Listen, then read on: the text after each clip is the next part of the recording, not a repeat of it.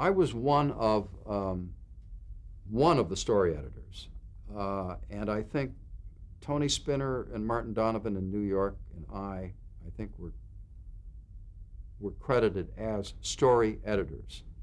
And my job here on the West Coast, which was painfully difficult, because we had a built-in problem for NBC Matinee Theatre. The problem was that the shows that were bought for Studio One, Philco Playhouse, Kraft Theater, one-hour shows a year or two before were on the air for, I think I'm being accurate now, 48 minutes, 49 minutes, period.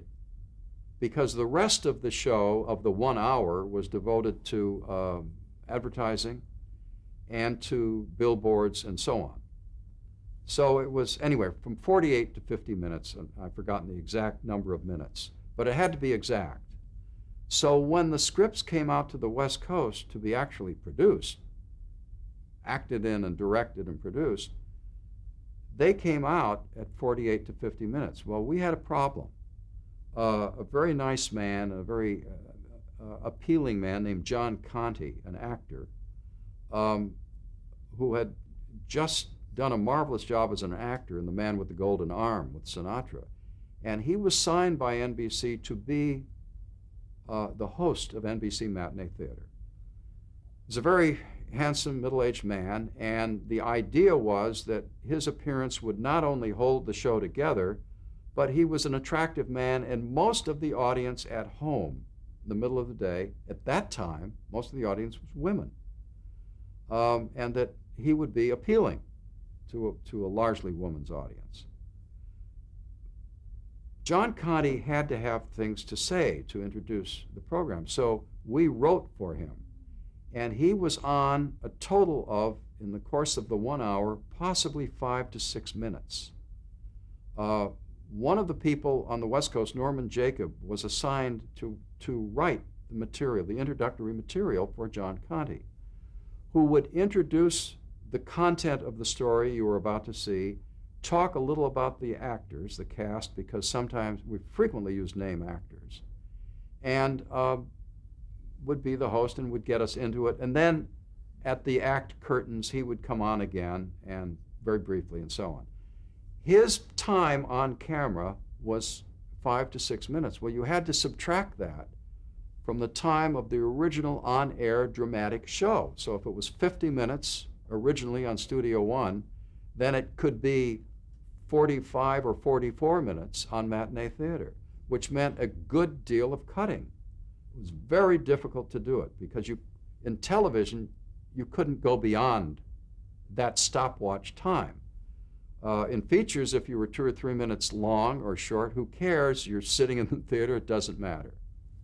But that was a major, major problem. The problem was that the show that as originally broadcast on Philco, Studio One, had already been cut down from the writer's script in order to make the 50 minutes or the 48 minutes or whatever it was.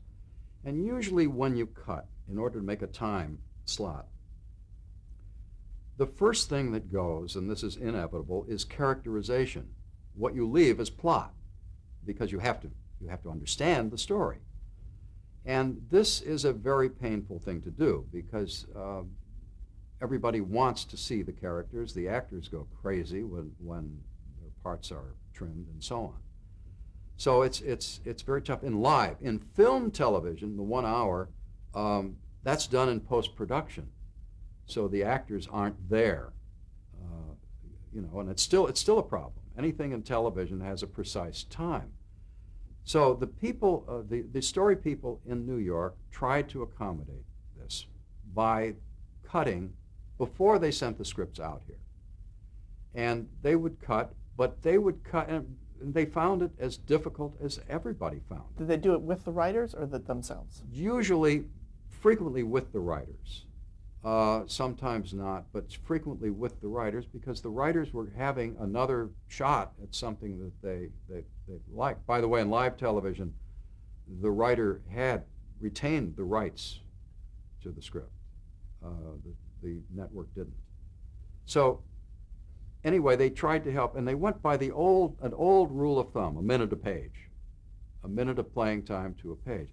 Well, that's a kind of terribly generalized approach to it, because you can have heavy speeches on a page and it'll play a minute and a half. You can have a lot of quick material on a page and it'll play 30 seconds. But anyway, so they tried to help by cutting, and they'd cut, let's say, what they thought were 5 pages, but it wouldn't be nearly enough. So more cutting had to be done here, usually in rehearsal, which was very painful because the actors were right there saying, in effect, don't cut my line. I took the job because of that line, or whatever. So it was very difficult. And there was a lot of tension in NBC Matinee Theatre between the East Coast story office and the West Coast story and production. And it got very, very tense at times. And I have the greatest respect for Al McCleary, but he was inept at trying to settle this struggle. He chose really not to deal with it. I was very disappointed in him. I admired him, I liked him, but I thought as the guy on top of the pyramid that was something he could have handled.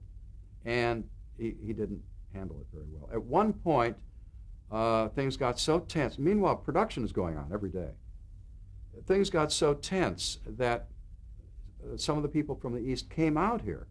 Ethel Frank and her staff came out here to say, what's going on? Why are you doing all this cutting? And we have obligations to the writers who sold us these scripts. So Ethel and her associates went to a couple of rehearsals and spoke up in the rehearsal hall. You know, you can't cut that. That's a great line, and so on. And the director would turn to Ethel Frank and say, okay, what line can I cut? And so it got very, very tense. And I don't think that Ethel ever really came to grips with the problem that she faced, which she had to be respectful of the writers that sold the scripts, and at the same time, she had to be aware of production problems.